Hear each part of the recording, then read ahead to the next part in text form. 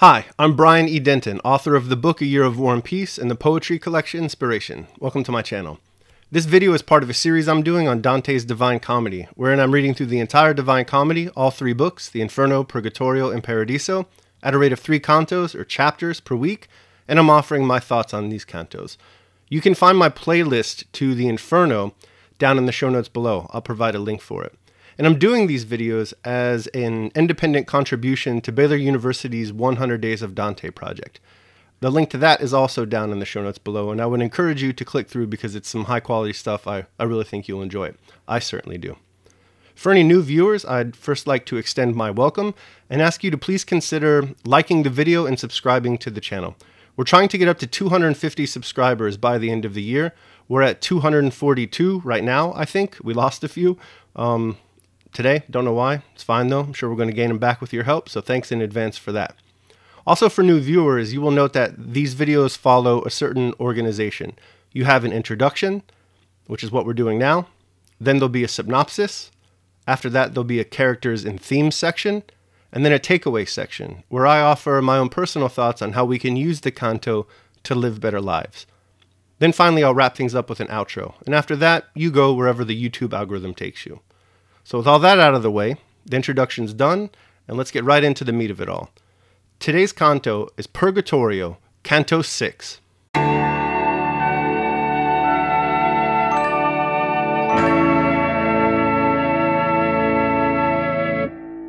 Today Dante opens the canto, as all good religious poets should, with a discourse on the joys and sorrows of rolling bones.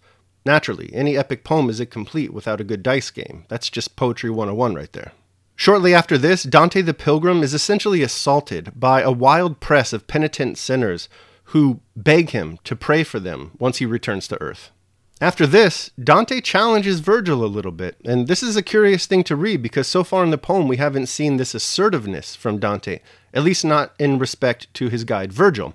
And he asks Virgil, "Why are all these penitent sinners asking me to pray for them if it's true, as your poetry says, that prayer has no efficacy?" Virgil denies this claim, setting his charge straight on his poetry's view of prayer. First, God's will can never be forced. And also, the prayers in his poetry were directed towards the pagan gods, not the one true God, so how efficacious could they be? Virgil also unleashes some lines about epistemic distance right here. You know I'm always a sucker for that. And furthermore, and most importantly, he tells Dante that Beatrice is at the top of Mount Purgatory, and it's going to be her that answers all of his questions. So keep that in mind. Beatrice is the end goal, or at least one of the end goals, of this entire poem. Noting the time, Dante tells Virgil that he now wants to rush up there to Beatrice, and this should come as no surprise to people who have read the Vita Nuova. Virgil tells Dante to chill out. There are limits to how fast and how far they can go at any given time. And then he points out, Virgil that is, he points out that there's another penitent sinner that's interesting him nearby. This penitent sinner is Sordello, another man of Mantua, just like Virgil. So the two of them, once they learn that they're both from Mantua, they embrace each other and they start talking about their native city. Something Sordello and Virgil talk about in this conversation must have set Dante the Pilgrim off, because Dante the poet all of a sudden just launches into this extended invective, a poet's apostrophe, about the evils found in the political order of Italy, particularly in his native city of Florence. It's really damning stuff. Truly, it's poetic philosophy right here. So if you're a college student majoring in poli-sci, you're really going to want to pepper some of your class commentary with the poetry found right here. Pairs well with any discussion of Madisonian factionalism in Federalist Paper number 10. Seriously, you start quoting this stuff in your class, and it's going to be your professor who's taking notes.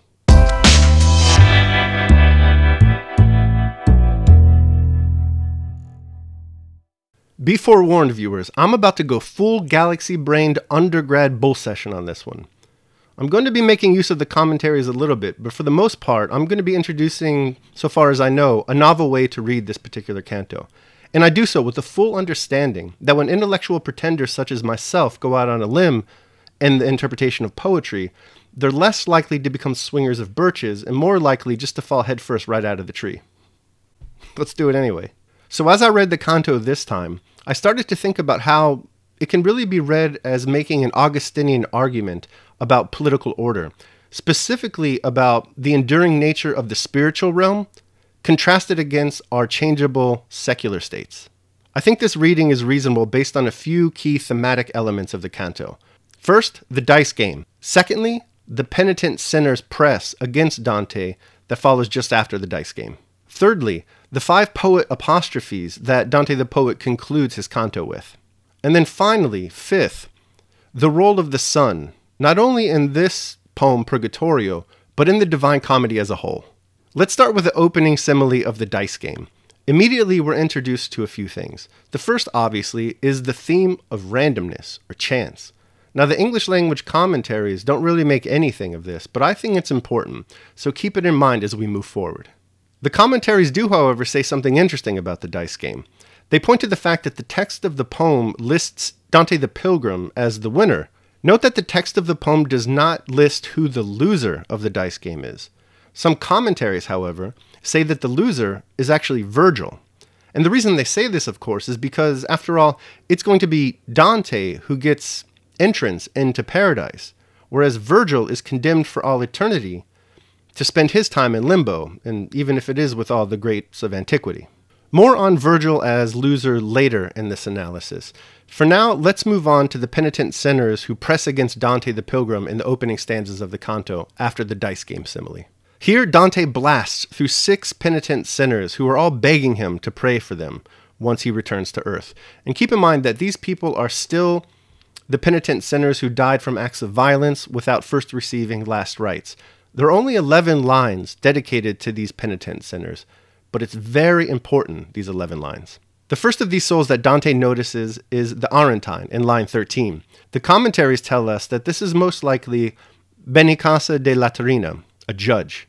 Next, the second soul appears in line 15, and he's referred to only as the other, but the commentaries say that this is actually Guccio de Tarlati di Petrimala. He was a Ghibelline who died in battle in service of the Ghibelline cause. After that, Dante notes Federico Novello, another Ghibelline who died in battle for the Ghibelline cause. And actually, a lot of commentators say that Federico died coming to the aid of his comrade, Guccio. After Federico, we have the fourth of our 6 souls who press against Dante, asking for his prayers. This is the Pisan, who made good Marzucco show his strength. This is another judge. After the Pisan, we have Count Orso. I couldn't really find much about this guy, but he's a nobleman, a count. Finally, the 6th of our souls asking Dante for his prayers. This guy's name is Pierre de la Brosse, a chamberlain of Philip III of France. So we have 2 judges, 2 Ghibelline soldier activists, 1 count, and 1 chamberlain. What do all these characters have in common? First, they all meet their demise from an act of violence. They're also, and this is important to my argument, they're all involved on some level in politics or political order. We see this theme of politics and political order continued later on in the canto. Here, Dante offers 5 poet apostrophes, each of them concerning the sorry state of Italy. In the first poet's apostrophe, Dante refers to Italy as an enslaved state, a ship adrift, a brothel. Not even Justinian law can save it from its own madness. In the next apostrophe, he criticizes the church's involvement in politics, arguing that it should mind its own business and let the emperor govern as he sees fits. Render unto Caesar. Next, Dante dedicates 10 lines to this guy Emperor Albert, because after all, what poem is complete without some words about the House of Habsburg? After that, he essentially calls Italy a godforsaken piece of real estate. Then he concludes with some sweet, sarcastic stanzas about his native Florence. And again, what he's about to say, he's being very sarcastic. He says this about the Florentines. He says that they are publicly spirited, willing to serve, that they are rich, that they are at peace, that they are wise, that Athenian and Spartan law pale in comparison to their achievements, and finally, that they are stable. So, what do all these poet apostrophes have in common? Well, just like the penitent sinners who pressed against Dante earlier in the canto, all these poet apostrophes are related to the idea of politics or political order. And in fact, even Sordello, the other character that we meet in this canto, is related to politics and political order. After all, what is it that disturbs his calm dignity and silence? What gets him to move with all dispatch towards Virgil? It's knowledge that Virgil is from Mantua too. This revelation is so joyful to the two of them, in fact, that they embrace in pride over their city. Hey, Dante the poet, make up your mind, man. Are these shades bodies that can touch, or are they disembodied shades that cannot touch?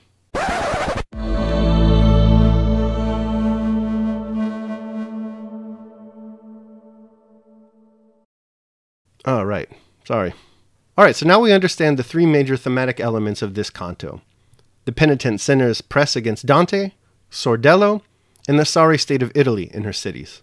Clearly then, the central motif of this canto is politics or political order, or what St. Augustine would call the earthly city in his book, The City of God. And just like Augustine, Dante finds no happy ending for the earthly city. Think about it. All the individual members of the earthly city in this canto are murdered. That's at the micro level. Up in the macro level, things aren't so good either. Just look at those stanzas detailing Italian cities. Each municipality is just as corrupt as the individuals who constitute them. The same vices that infect the citizens corrupt the city itself. Here's Augustine on that process. The earthly city will not be everlasting. It has its good in this world, and rejoices to participate in it with such gladness as can be derived from things of such kind. And since this is not the kind of good that causes no frustrations to those enamored of it, the earthly city is generally divided against itself by litigation, by wars, by battles, by the pursuit of victories that bring death with them, or at best are doomed to death. For if any section of that city has risen up in war against another part, it seeks to be victorious over other nations, though it is itself the slave of base passions. And if, when victorious, it is exalted in its arrogance, that victory brings death in its train. Whereas, if it considers the human condition and the changes and chances common to mankind, and is more tormented by possible misfortunes than puffed up by its present success, then its victory is only doomed to death. The changes and chances of mankind. It's almost as if Augustine is saying that the success of a city or a nation state is as random as the throw of dice. Yes, you can roll a winner now, as Athens and Sparta once did, but where are those cities now, and where were they before the classical Greek era? No earthly city's power is sustainable and enduring. That's the point. This fact is all the more tragic because Dante, in this canto, identifies the factors necessary for a successful political order. We find these in his sarcastic critique of Florence. The political order must be just, must be publicly spirited, must feature institutions that incentivize prosperity, peace, and wisdom, must have the rule of law, and finally, it must have stability. And yet, in agreement with St. Augustine, Dante believes that all earthly cities are doomed to failure because they are composed by base, sinful mankind, and therefore success at maintaining that great political order is just as likely to endure as a crapshooter's winning streak. And while we're speaking of dice games and the simile of the opening stanza of this canto, we find yet another reason why Dante is the winner of the dice game and Virgil is the loser. After all, Virgil's great epic poem is the poetry of the earthly city. Remember that the Aeneid is the national epic of the foundation of Rome. Dante's epic poem, on the other hand, is about God's city. And as we've seen, Virgil's earthly city is likely to destroy itself or be destroyed, whereas Dante's and Augustine's city of God will endure. For Dante and St. Augustine, the proper response to this state of affairs is to take citizenship in what Augustine calls the city of God. The city of God, and I'm going to attempt to paraphrase this whole book right here, so forgive me, is essentially the spiritual realm, constituted by a community of devoted believers under the supreme rule of the love of God and God's love. In contrast to the earthly city, St. Augustine holds, the city of God is enduring and eternal. Dante endorses both of these views in the canto today. In the poet's apostrophe of lines 91 through 96, he implores the church to stop interfering in the affairs of the earthly city and focus on the city of God. Ah, you who should be firm in your devotion and let Caesar occupy the saddle, if you heeded what God writes for you. See how victorious is the beast not goaded and corrected by the spurs, ever since you took the bridle in your hands. So that's Dante arguing that the church and its members should be concerned with the citizenship of the city of God, not the earthly city. But he's also in complete agreement with Augustine on the point that the city of God is eternal. This point is made more subtly, more poetically. In fact, we've seen it right from the beginning of the Divine Comedy and in every single canto so far in the Purgatorio. I'm speaking, of course, of the role of the sun or light in the Divine Comedy. In our poem, light in general, and the sun in particular, is meant to symbolize God, God's love, God's wisdom, God's hope. This is established in the very first canto of the Divine Comedy. Let's take a quick look back at Dante the Pilgrim lost in the dark wood. How I came there I cannot really tell. I was so full of sleep when I forsook the one true way. But when I reached the foot of a hill, there where the valley ended, that had pierced my heart with fear, looking up I saw its shoulders, arrayed in the first light of the planet that leads men straight, no matter their road. Certainly, we're to understand that the light here is the light of God. And if that wasn't apparent, Dante the poet makes it absolutely clear and explicit in some of the following stanzas. It was the hour of morning, when the sun mounts with those stars that shone with it when God's own love first set in motion those fair things, so that, despite that beast with gaudy fur, I still could hope for good, encouraged. This idea of the sun as God, God's love, God's wisdom, God's hope, is repeated in every single canto of the Purgatorio so far. Here's Cato the Younger offering our two poet pilgrim heroes a cheat code to ascend the mountain of purgatory. After you are done, do not come back this way. The sun, now rising, will disclose an easier ascent to gain its peak. Next, in Canto 2, I'm sure you remember, we open with the sun. We learned that the sun helps us situate ourselves on earth, both in time and space. In Canto 3, it's the sun that casts Dante's shadow. In Canto 4, during a moment of repose while climbing the mountain, Dante basks in and notes the sun's path. In Canto 5, we're talking about shadows again, and shadows are only cast by light. Finally, here in Canto 6, there's that great exchange between Virgil and Dante, wherein Virgil counsels Dante not to become disturbed or let his doubts about the power of prayer slow down his ascent of Mount Purgatory. These stanzas are chock full of references to light and to the sun. But do not let these doubts beset you with high questions before you hear from her, who shall be light between the truth and intellect. I don't know if you understand, I speak of Beatrice. You shall see her above, upon the summit of this mountain, smiling and in bliss. Then I, my lord, let us go on more quickly, for now I am not wearied as I was, and look, the hill already casts a shadow. We will go on as long as this day lasts, he answered, as far as we still can, but the truth is other than you think. Before you reach the top, you'll see again the one whose beams you do not break, because he is now hidden by the slope. The one whose beams you do not break.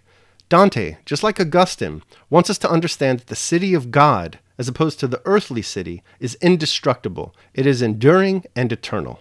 Light is everywhere and at all times, even in the darkness of night. For darkness only falls when the world turns its back on the sun.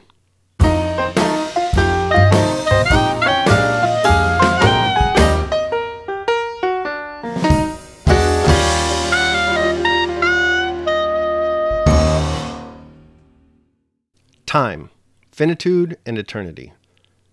These are the subjects of our takeaway today. So we're going full T.S. Eliot 4 quartets on this one. We're going to think about how best to live in time, whether it be finite or eternal. Casting aside other things, hold to the precious few. And besides bear in mind that every man lives only the present, which is an indivisible point, and that all the rest of his life is either past or is uncertain. Brief is man's life, and small the nook of the earth where he lives.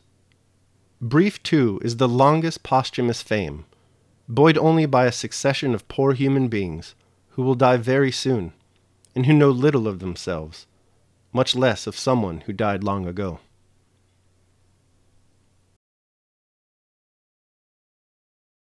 But thou, O man of God, flee these things, and follow after righteousness, godliness, faith, love, patience, meekness. Fight the good fight of faith. Lay hold eternal life, whereunto thou art also called, and hast professed a good profession before many witnesses.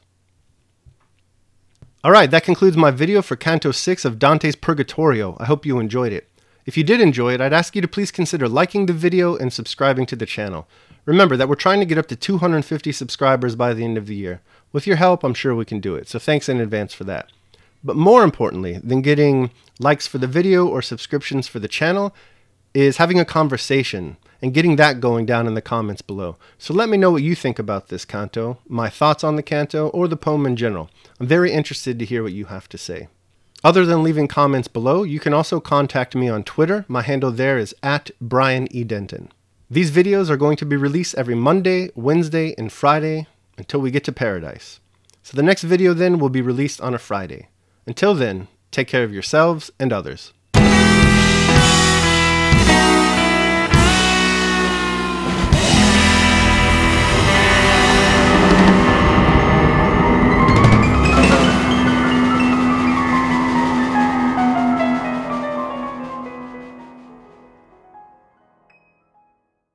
After all, it's Dante who will gain entry into paradise. It's Virgil who is condemned to spend all of eternity with Limbo. With Limbo? In Limbo. Next in Canto